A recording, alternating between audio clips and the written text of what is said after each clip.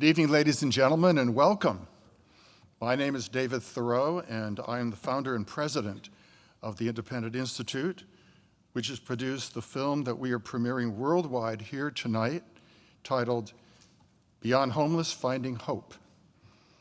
The Independent Institute is a nonpartisan public policy research and educational organization that commissions in-depth studies into causes of seemingly intractable challenges and task our fellows with developing demonstrated solutions.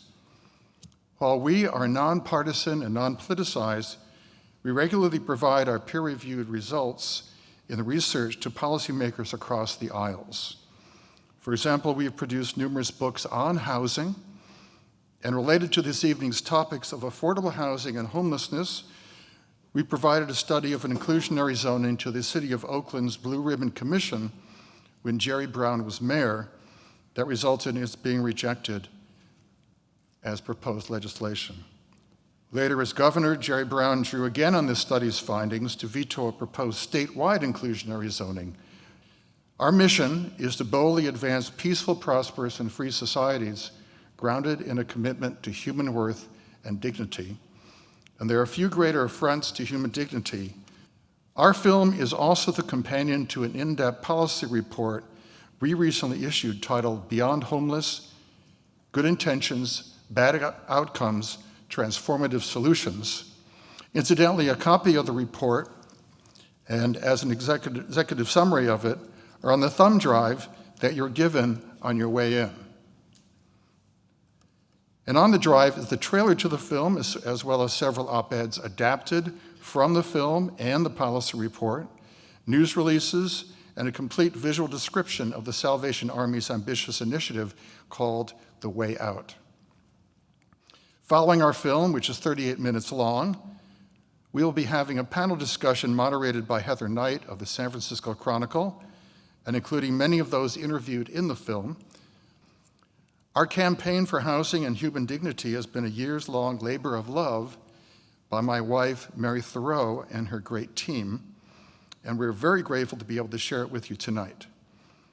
As Mary says in the film, this unnecessary tragedy has been unfolding for far too long, and it is high time we came together in community to reverse it. We hope that the film can be a catalyst for that change. Thank you very much again for joining with us for our world premiere of Beyond Homeless. San Francisco, the city by the sea. California really was the Golden State when I arrived in the 70s. The streets of San Francisco were vibrant, free, and filled with hope. Now my beloved San Francisco has become known as ground zero for our nation's homelessness crisis. Things are worse now for the homeless than ever. San Franciscans have reached a tipping point. After 40 years of failed approaches to reverse homelessness here, these once hopeful streets are filled with despair and brokenness. And until we tackle this problem, this will be our narrative. There isn't enough drug treatment for everybody in the city. What are you doing with all this money that has been allotted to the city? Where's that going? So there's almost no development that anyone has a legal right to do in California. We have pitted the smallest differences against each other. You cannot arrest this issue away. You cannot arrest homelessness away. Nobody is doing anything transformational. Leaving people untreated is murder. We're throwing vast resources at this issue, and it just keeps going up. Really? We can't come up with anything better than that? Beyond Homeless, Finding Hope is an exploration of what's driving the homelessness crisis here in California, and a look at alternative approaches around the country that offer hope with real solutions. Join us in changing the narrative of our nation's homelessness crisis.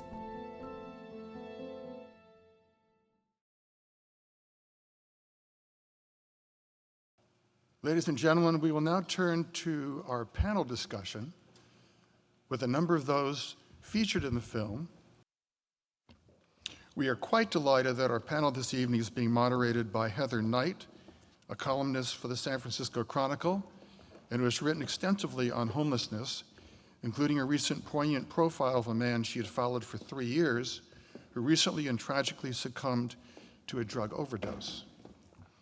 She also co-hosts the Chronicle's Total SF podcast and is co-founder of its Total SF program to highlight the rather upbeat, whimsical side of San Francisco. So let's now welcome our panelists, who are in alphabetical order. Scott Ackerson is a licensed master social worker and the former campus director of Haven for Hope of Bexar County in San Antonio, Texas. Gabriel Badanucci is CEO and chairman of the Urban Vision Alliance, who has over 20 years of previous experience building startups, including at Singularity and the Virgin Group. Theo Ellington is director of homelessness initiatives and community development at the Salvation Army in San Francisco, where he leads the strategy and implementation of the Army's redevelopment of its programs to realize the Way Out initiative.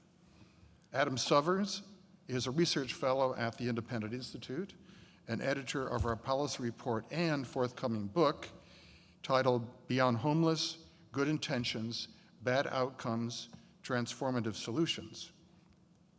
Mary Theroux is senior vice president at the Independent Institute and executive director of the Beyond Homeless Initiative. She's the former chair and currently serves on the boards of both the San Francisco and Alameda County Salvation Armies, as well as being a member of the Army's National Board.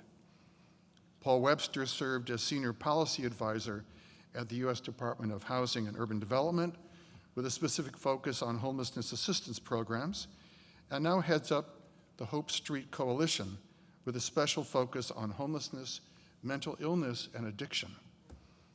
And Thomas Wolfe, who was formerly homeless in the Tenderloin and as a now recovering heroin addict, has become a strong advocate for a new approach to the homeless and drug crises in San Francisco and beyond. I'd like to welcome our panelists.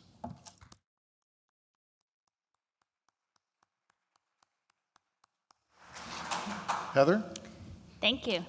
Thank you for having me. Mary, congratulations on your film. Thank you. I think we all learned a lot. What inspired you to take on this project and produce this film? It seems like a very big undertaking and a huge topic. Am I on? Yeah, okay, thank you. It's really the result of the two hats that I regularly wear. One is as a longtime board member and volunteer with the Salvation Army, and then my work with the Independent Institute in Public Policy. So for the past several years, I've served on the Salvation Army's task force that's been developing the Way Out initiative. And one of my first assignments was to provide briefings to the committee of the causes of homelessness and factors contributing to it. And the more I looked into it, the more I realized this is an incredibly complex issue with a lot of nuanced factors. And it's not just housing, it's not just addiction, it's not just mental illness, it's a whole lot of things. So Independent Institute decided to undertake a policy report to look into all of these complicated factors feeding the homeless and housing crises in the Bay Area and California, and importantly, to propose solutions, which is what we like to do. So that's what we worked on, and again, the policy report, a copy of it is on the thumb drives that you all got or you can get on your way out. The documentary really is the story of what we learned along the way. And I think first, and maybe most important, is that homelessness is intensely personal. It's very individual. So Cooper's story is much different from Vince's, and Lamanda's story is a lot different from Gorilla's, and all the other stories that didn't make it into the film. But each of them is an equally valued and loved creation who deserves an opportunity to achieve their full God-given potential. And the second thing we wanted to do with the film was to cast a vision that the way things are is not the way they have to be. So as I mentioned in the film, I traveled around the country and I visited a lot of programs, and there are a lot of great programs around the country that are achieving a lot of good. But the difference with Haven is it's achieving difference at scale. An entire city, a city that's twice the size of San Francisco, that had homelessness numbers similar to ours, and they've achieved tremendously positive impact. And I think the way they've done it is the most important lesson, because it involves every sector of the community coming together in really a virtuous circle that feeds back to the community and learns and improves and so on. So I think bottom line is homelessness can't be solved by City Hall. It can't be solved by the police. It can't be solved by any one nonprofit. I mean, it really takes a village, literally, except it can't just be kumbaya, you know, we all come together. It has to be strategic. It has to be systemic. It has to have leadership and organization that's accountable to the community, accountable in terms of actually transforming lives, and accountable in terms of actually creating a community in which all of our residents can enjoy the use of our public spaces equally and safely. So it's been a real journey, and we look forward to working with a lot of people and hopefully turning this into a new direction in San Francisco. So thank you so much again for being here. Thank you. And Scott, you heard in the movie, I think it was Theroux who talked about how the smallest differences here in San Francisco become these huge blow-up fights, and I write about this a lot in my column, that even in such a narrow political spectrum here in San Francisco, we managed to find something to fight about. How did you get over that with Haven for Hope, and how did you bring everybody together? Well, as Mary kind of said, it didn't start out as kumbaya. We had some of the very similar issues. We had a lot of turfism, territorialism, a lot of competition for funding, but it really took leadership. You heard from Bill Greehey in the documentary, partnering with the city of San Antonio, partnering with the county. So it took that level of leadership to actually bring the nonprofits to the campus. It didn't stop there. There was still some silos. We brought these 70 organizations onto the campus, and what I recognized when we got there is we took 70 silos from the community and put them into 22 acres. So we really set about engaging in conversations, inviting the nonprofits into conversations. And these conversations weren't about funding.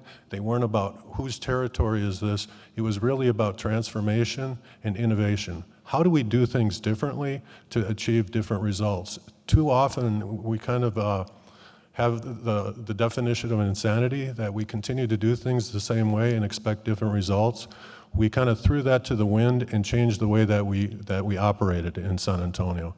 And it wasn't just the nonprofits. We had PD, we had EMS, we had the hospitals. Homelessness is a systemic problem, and it needs to have a systemic solution. The other factor that we brought in is on the campus, we hired a person that was solely responsible for partner relations.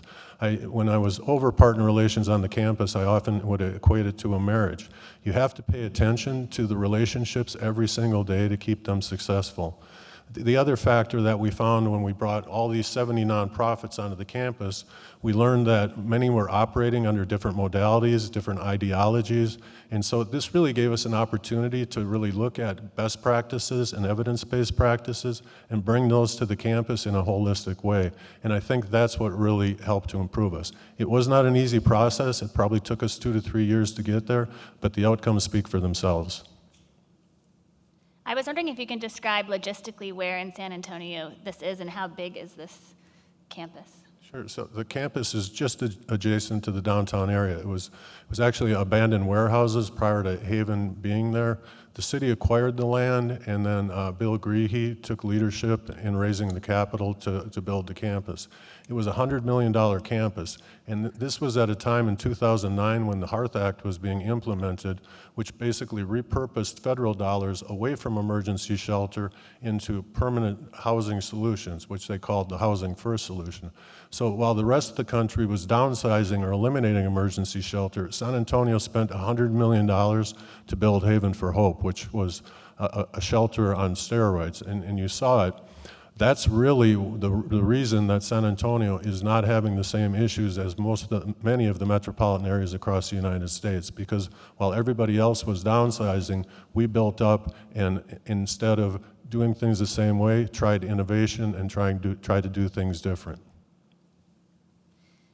And Theo, as a teenager, you made a short film that talked about the collaborative process needed for dealing with homelessness. And how do you see that actually becoming reality in San Francisco, where we know it's so hard to get anything done here. Sure. I think, I hope that film never escapes me. It's been high school and it's been a minute now, but not a lot has changed. If you look at what's happening in the landscape here in San Francisco, there's sort of two schools of thought that come to mind. The first is that government can't solve this crisis alone. It's going to take the private sector to do what it does best. It's going to take the public sector to do what it does best and not sort of get in the way or make things more difficult for community-based organizations. It's going to take service providers working in collaboration and not in silos. And the other thing is, we talk about San Francisco as if it's sort of the only city around. It's also a regional issue. It's going to take other cities sort of doing their fair share to address the crisis. So I think it's a multifaceted approach, but it's really going to take intentionality. And I think what you saw in the film and by the work that's being done by the folks here on stage is that intentionality piece is key. Mm-hmm. I know that you know this well, that so many of our services and shelters and everything for homeless people is based in the Tenderloin because other neighborhoods consistently fight them going into, their neck of the woods. So that makes it harder for, say, someone trying to recover from a drug addiction when they're walking past dealers every day to get to their recovery spot. So how do we get over that and convince the rest of San Francisco to pull their weight? Sure. Well, I think I mentioned earlier the public sector, right? So I think it's the city's job, obviously, to build roads and bridges and hospitals and take care of public safety. But that's the lane that they have to stay in, right? It's allowing land use controls to be favorable to build more housing, right? It's community-based organizations integrating services and not working in silos. So it's everybody sort of staying in their lane and figuring out who does what best and allowing them to fully operate. But how do we convince regular residents to not fight every time a shelter stays? Well, that's the tough part, right? I mean, we've all know that we want solutions to homelessness, but nobody wants the shelter that lives that's going to be across the street from their where they live or where they work or where they play or where they eat. So it's going to take some creative land use controls. It's going to take policy. How many folks here want a shelter across the street from their house? Just by show of hands. Yeah, see, I'm putting it to test, right? It's a difficult question to ask, and it's a difficult question to answer. So it's going to take force. It's going to take looking at things like CEQA. It's going to take, again, each of those entities and each of those industries operating in their own space, and then something eventually has to give, right? This is the most visible crisis that we see when we walk in the city and county of San Francisco. No matter what neighborhood you're in, no matter what district you're in, you see folks who are unhoused living on our streets. We can't continue to allow that to happen. Hey, Heather, could I just jump in for a minute? Yeah. And Scott could talk to this better, but the point of not wanting a shelter in your neighborhood is because often the people running the shelter will not take responsibility for the people they're housing or for the safety of the people in the neighborhood. The difference with Haven is they have a massive security department that's well-trained to deal with the population. They have to break up a lot of fights internally, but they take total responsibility and accountability for the safety of the people on campus and for the safety of the people surrounding the campus. And the San Antonio police people I talked with said that the neighborhood it's in now is actually safer than it was before Haven was built. So that's the point, is shelter operators have to have that kind of accountability and responsibility, and then maybe we would welcome them next door. Well, and also I think we need to show people that shelters are not necessarily going to be the same as the ones that are operating now. If you can show a positive example like Haven, that you can get more buy-in because people will see that it can have a positive effect in the community rather than a deleterious one. And Gabriel, how are your efforts going in trying to bring San Franciscans together on this topic? We have learned some of the same lessons that Scott learned down in San Antonio. It is difficult, but at the same time, we've also encountered a whole group of people that were not engaged, haven't found a way to become engaged, and we're excited to contribute in some way. And we've been able to unlock resources in the form of people, time, capital, et cetera, that make us optimistic that by continuing to expand on this model, that we can try to get to those broad private-public coalition that you really need to do very large transformative things. Mm-hmm. And Scott, can you talk about the importance of the wraparound services and what people can access at Haven for Hope, rather than just a roof over their head? What else is there, and can you speak to the importance of all of that being available right off the bat? Yeah, so one of the lessons learned is homelessness is not a homogeneous phenomena, so our responses can't be homogeneous. There's many causes of homelessness, trauma, finances, illness, and those types of things. So everybody's situation is different. And you heard from Kenny Wilson in the documentary that talked about, while we have a large program that serves 1,700 people, we have 1,700 individual programs that are tailored to the individual and their particular needs.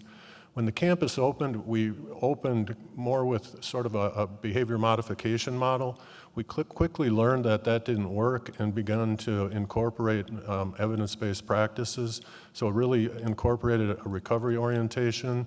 We did a 18-month peer support integration leadership program. When the campus opened, 0% of the staff were certified peer supports. Now about, I think, 35 or 40% of the staff on the campus are people with lived experience. So it's really taken what people know and those that have navigated the system and used them to help others navigate the system. And Gabriel, I was wondering if you could address the issue of do we need more emergency shelter, when there was a little clip of various mayors we've had in the past, and Gavin Newsom, now governor, talked about how he wanted to hopefully get rid of emergency shelter because that wouldn't be necessary anymore if we had enough permanent supportive housing. Where do you stand on that now? It seems like that idea has kind of been deemed unrealistic, to have no emergency shelter. Yeah, I mean, we see these swings, right, where shelters were bad, and then people saw that if you allowed people to bring their pets, partners, and possessions, that they play a very important role in the entire ecosystem. And I think we're seeing the same thing with transitional or interim housing. For a long time, people said transitional doesn't work. But really, the new transitional is different from the old. Old transitional, you had kind of these strict deadlines where you were out in 6 months, and there was this ticking clock that didn't really provide the psychological safety and feeling of home to work on yourself. People went through the same exact program, no matter what your problems were. And I think transitional has evolved to the point where people can stay for years, and now really, as you heard Scott describe, the programs are really designed around the individuals. And I think everyone's starting to realize now that transitional has an important critical role to play. And now we're seeing that swing back the other way, which is really important and great. Can I add something there? Sure. I will say that Gabriel and I went out maybe 2 years ago when we were sort of evangelizing the idea of the Salvation Army's project, and folks literally laughed in our face when we said transitional housing. Yeah, they did. So 2 years later, as we kept pounding the pavement, I'm not going to take full responsibility for it, but the tide is definitely changing, and I think there is a silent majority that you asked a question earlier about what do we do to get people to change. I think there's a sort of silent majority of folks that are living in San Francisco that are fed up with the status quo. I think we saw that last night. Not so silent. not so silent anymore, Yeah. right? But we've seen San Francisco try different approaches. We saw Care Not Cash a while back. We saw vacancy controls. We saw, making it illegal to sit on sidewalks and in public parks. So something eventually has to give. And I think we can't let up. And I think this, what we're doing at the Salvation Army and what folks are doing at the respective organizations here on stage is allowing different innovative approaches. And it's the city's role really to allow for that and to make space for that. And I'll add that we're seeing that data from different organizations, that when people stay for 2 to 3 years with workforce training and wraparound services, that you got above those 90% success rates. And if you think about it, it makes sense. When you go to college for 4 years, it's not permanent, but they don't call it college shelter. They call it college housing, because it is your home while you're rebuilding your life. And so that's the way we should be thinking about these transformative places to live as well. Tom, we were talking beforehand about the current status of shelter in San Francisco, and I wondered if you could just educate the audience on where things stand COVID-wise in that regard. Well, that's a great question. So first of all, there's, as it stands prior to COVID, there was only about 30% occupancy in shelters for the actual total homeless population in San Francisco. Add in COVID, and that number got reduced almost to zero during COVID. And now, as we're starting to relax restrictions, they've raised the capacity up to about 60% occupancy. So on any given night, so for example, right now there's an emergency declaration in the Tenderloin neighborhood right now because of the drug crisis, the homeless crisis, and they opened this linkage center, right? And the whole idea of the linkage center was to connect people to services, which is a great idea, right?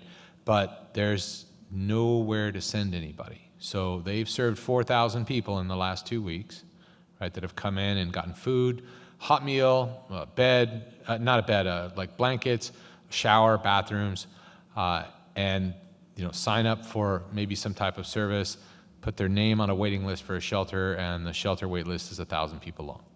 So this is what we're facing in San Francisco.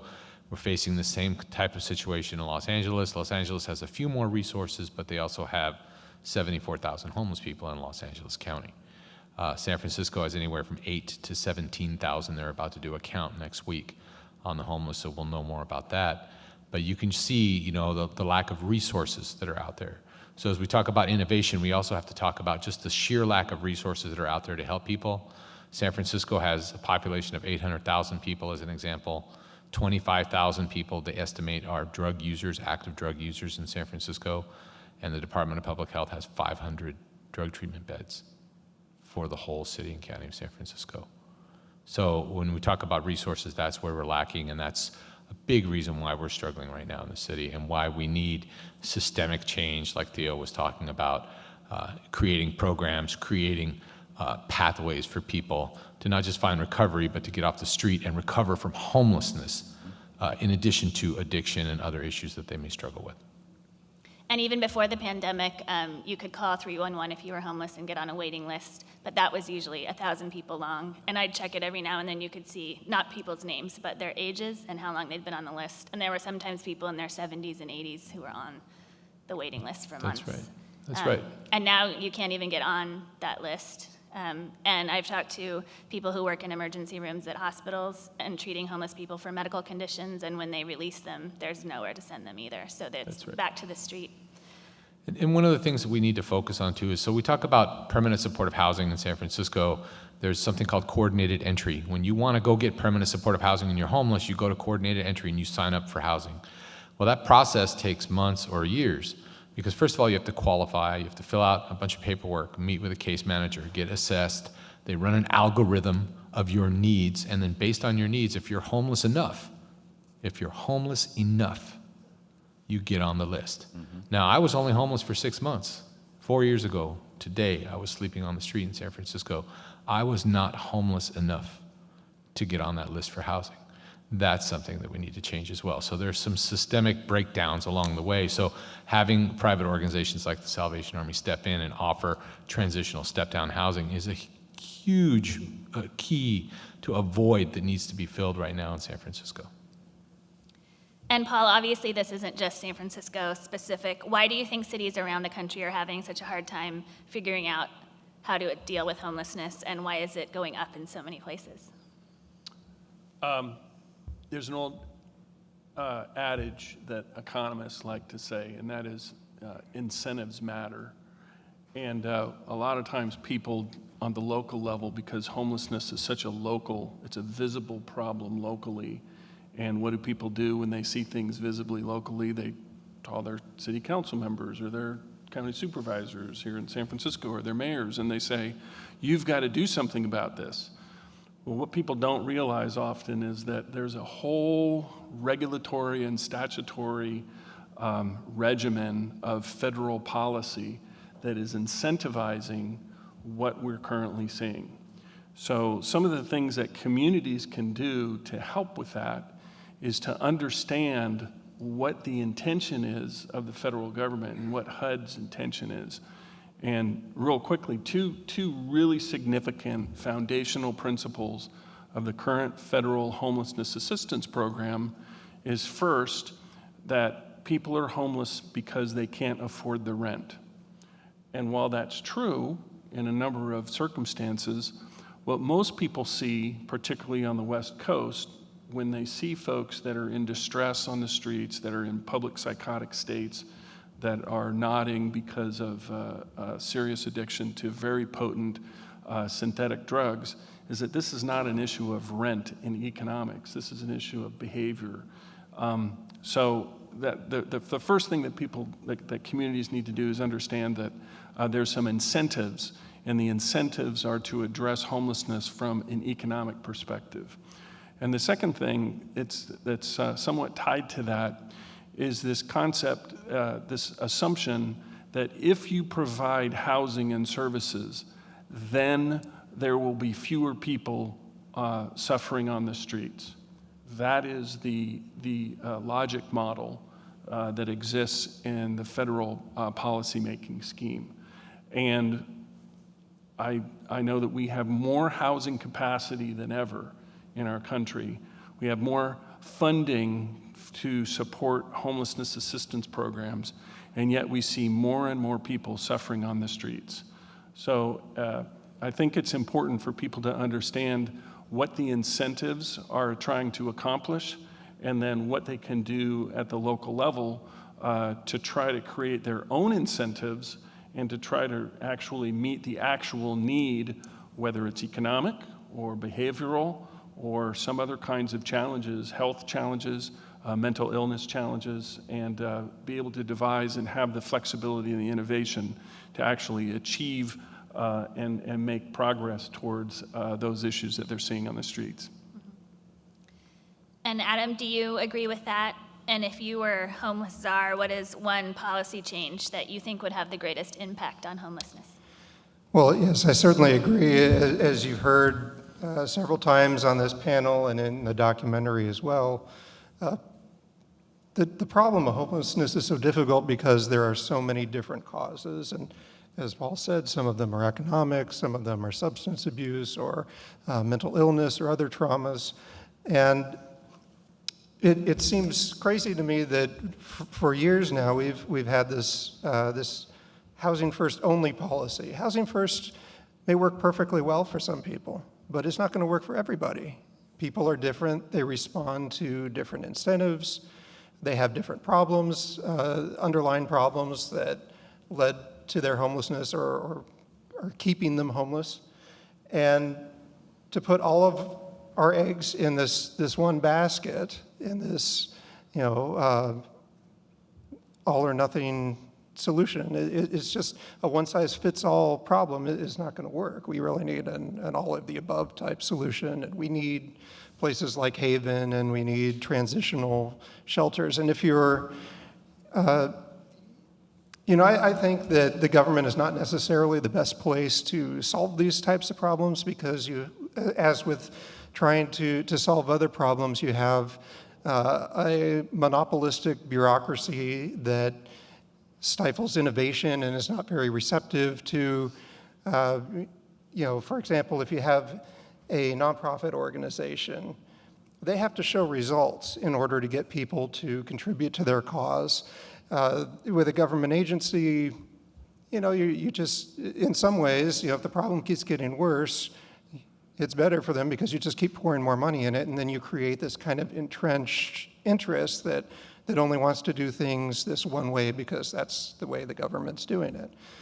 All that said, if you are going to have government funding, you shouldn't be disadvantaging these other transitional shelters and others that are taking different approaches that have had some success. Just to give you an example, there's a place called Solutions for Change down in San Diego County. And because of the federal Housing First mandates for grants, they had to forego $600,000 a year. Now, after that happened, the state came down because California passed a law saying we are only going to give out grants for places that are following this Housing First model. So if you are running a transitional facility, you cannot, for example, require sobriety. You can't do drug testing. You can't compel people to participate in certain services or programs as a condition of remaining in that program. And so they faced a situation where they had built some of their facilities for permanent supportive housing. They had built it years before California decided to make this policy change. And so they had some people living there that were receiving Section 8 housing vouchers. And they were told, you're not going to get any more money because you're not following this housing first rule. And so they had to discontinue a very successful program that they had. They had a 1,000-day program. They were still able to offer it on some of the transitional housing that they're doing. And they're able to offer it on a voluntary basis for people in the permanent supportive housing. But it's kind of a cautionary tale on, the strings that come with some of the government funding. In terms of other things that we could do, I guess getting to what Paul was saying,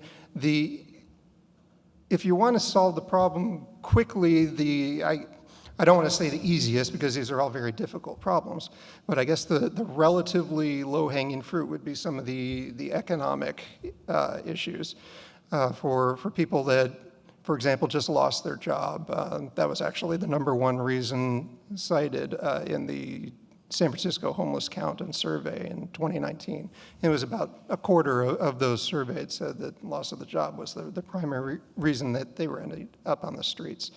So for those types of things, we can change housing policies, and this should be, as I say, the relatively easy part of the equation. There are so many policies that we have that make housing less affordable in California, whether it's zoning, you have urban growth boundaries, you have affordable housing mandates, or you have to have a certain percentage of your units in your development be below market rate. All of these things serve to make housing more costly to build and less profitable. Well, that creates less of an incentive to build housing in the first place. And when you have less supply, you have more scarcity, prices are going up. We have, as one of the, Jennifer Hernandez in the film talked about some of the environmental regulations. We have legislatures that pass things like solar roof initiatives, which add $10,000 to $20,000 to the cost of a new home. And then they wring their hands over, well, why is housing so expensive in California? We have the California Environmental Quality Act, which has been used and abused to prevent developments for reasons that have nothing to do with the environment. And even the government has kind of recognized this when Governor Gavin Newsom was pushing the Project Home Key. They exempted the hotels and motels that they were using to convert to permanent supportive housing. They exempted those types of projects from CEQA review for this very reason. Well, if it doesn't work for them, it shouldn't, it doesn't work for anybody else either. So there are a lot of things that we can do, but those would be kind of the lower hanging fruit, and then the substance abuse and mental health, mental illness issues are going to be kind of the most difficult long-term problems to address. Thank you. Tom, there's a lot of talk about homeless people being service resistant and being offered everything they need but saying no. How true did you find that when you were living on the streets? Well, okay, so that's a tough question.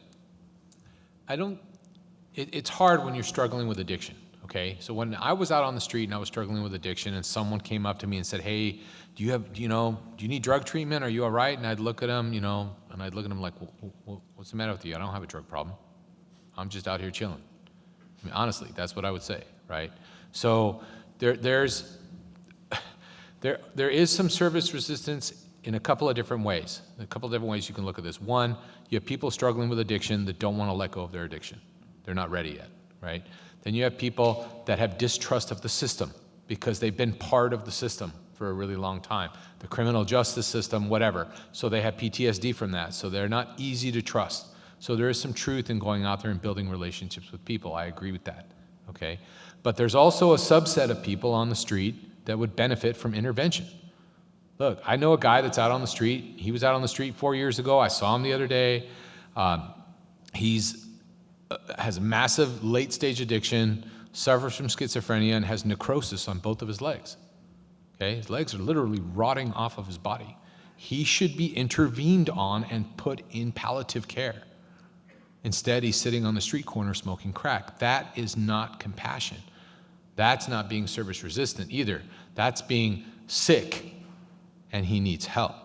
So there's a few different things you have to look at, and you have to look at each situation almost individually. But the idea of service resistance, to me, is rooted in two things, mainly distrust of the system and drug addiction. Those are the main things that drive that. So if we can address that in a way where we can come at them with real treatment on demand options for people to get them into a bed, into a detox bed the same day, I think we can make tremendous progress on that. But again, it's about resources. Yeah.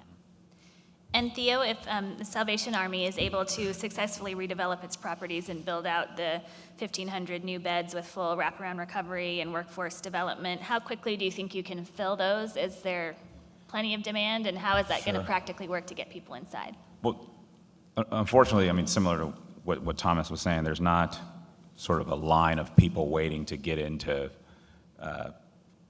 facilities. And it's, for all the reasons that he mentioned, it's troubling. And most of the work that we do, really, I like to say we're in the business of people, right? From the folks who work at the Salvation Army to the people that we serve. And a lot of what we do is this idea that hope can be restored in an individual, and that we can restore hope, we can restore dignity, and not sort of encourage dependency. So the beds are one piece, but the transformation comes when they're housed with us for 2 to 3 years. How many folks, just out of curiosity, how many folks here have lost a job for 6 months or longer?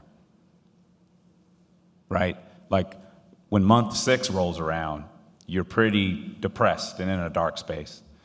So if we can address sort of the joblessness, the loss of a job, put folks back in the workforce, if we can address the substance abuse issue, if we can address the mental health issues, if we can provide folks with a environment that is not sterile, we have an opportunity to really transform lives at scale. I'd like to say there are not a lot of organizations that have the social agency or the geographic reach or the history of service. If you look at the Salvation Army, we really check a lot of boxes. The folks that work at the organization are called to do this work. We're one of the largest providers of substance abuse treatment in the United States.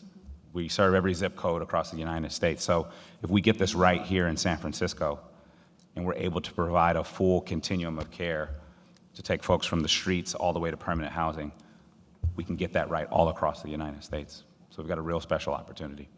If I can just jump in real fast, when we first started talking about the way out, the man who worked at the Salvation Army and had been doing street outreach to the homeless for years, when he heard about the idea, he was just like, if you can show people that there's actually a path with an end point that gets them on to their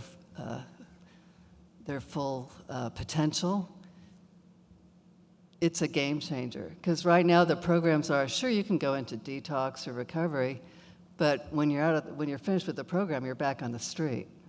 So people give up. But if they see this is really a path, this is the way out, they'll be interested.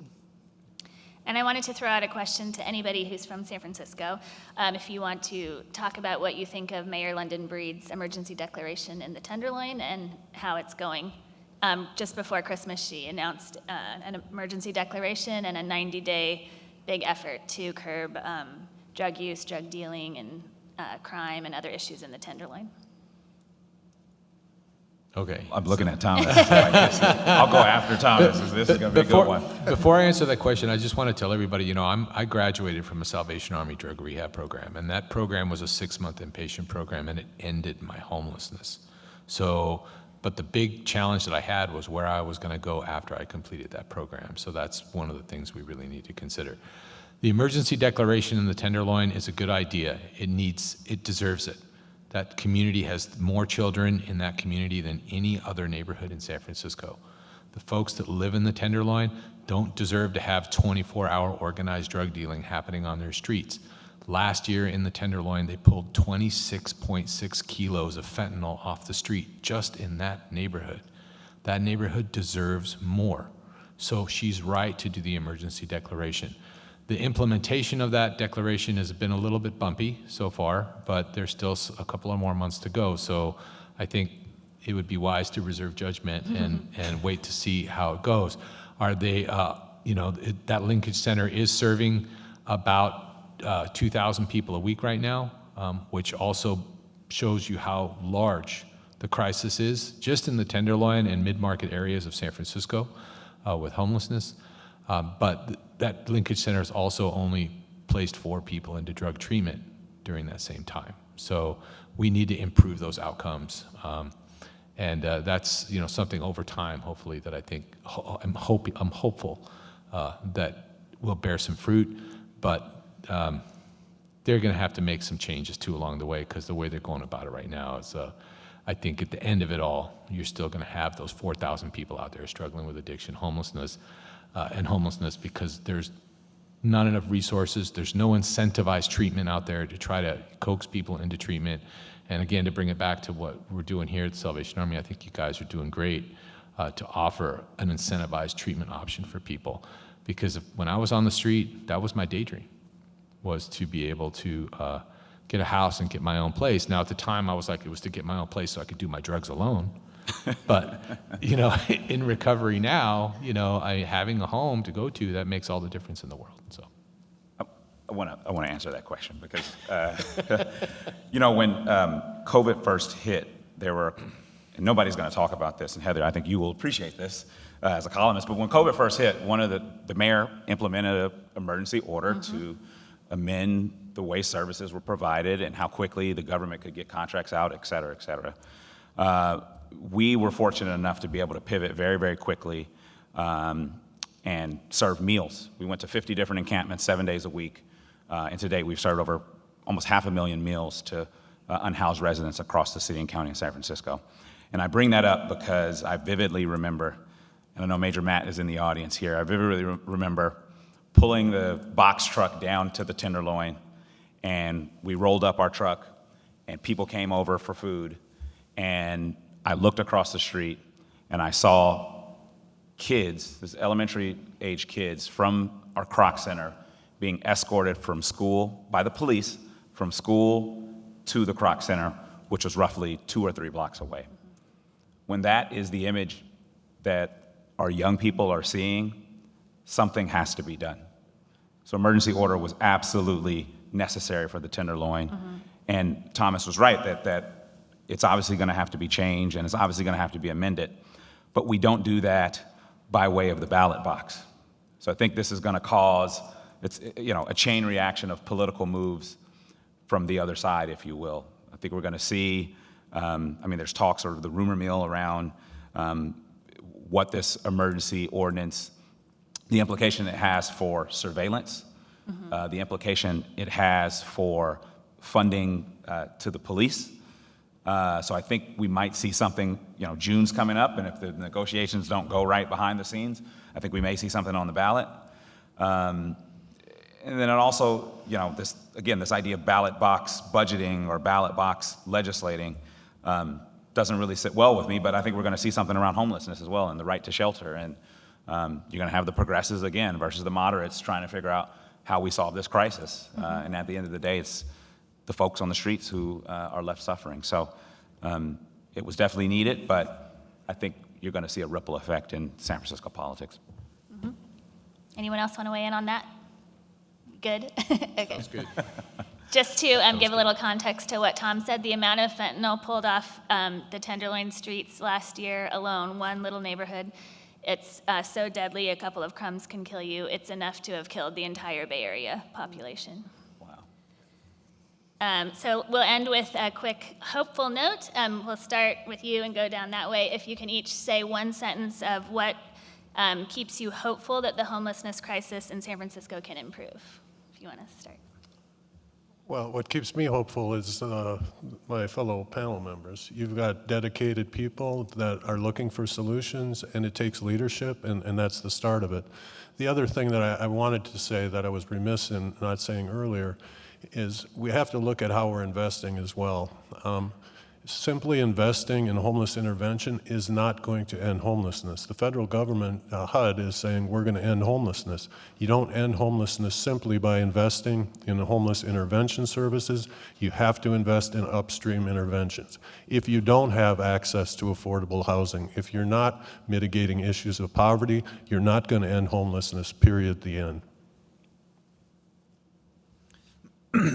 What keeps me hopeful is when we engage with new organizations that join our alliance, and I see the talent, expertise, and energy that they are ready to bring to address this issue, and they've kind of just been waiting for someone to engage them. And that gives me hope as I think about all the other people that we can engage. We're excited to announce and launch our alliance on March 2nd, 2 weeks from now, and be ready and excited to share a lot more at that time. What leaves me hopeful, two things. One, that there's finally a lot of money coming down the pipeline to solve this crisis. The downside to that is that I think there's a small window of opportunity to get this right. Like we're using dollars to solve for now, but I worry about what's coming next. The budget in San Francisco, I think we're going to see some pretty harsh reality sort of hit us pretty soon. The second thing that keeps me hopeful, I know we were supposed to keep it in one sentence, but the second thing that keeps me hopeful is all of the folks, and we saw this with COVID, how the city and nonprofit organizations responded to COVID quickly, swiftly. We're starting to see that same thing with homelessness. I saw Gail Gilman earlier today. There's a regional strategy finally happening in a way that I think will finally make a difference across the entire Bay Area. So it's the money and the people that leave me hopeful. I don't think this is something that's going to be effectively addressed from the top down. What makes me hopeful is that I think there's a greater recognition amongst the public in general that the way that we've been doing things is not working. We need to try a different approach. And I think you will see, as often happens, the politicians will probably lead from behind on this. But I think it is going to take dedicated nonprofit organizations and members of the public to really push change. And it was only in the last few years or so that homelessness started becoming the top one or two issues facing the state.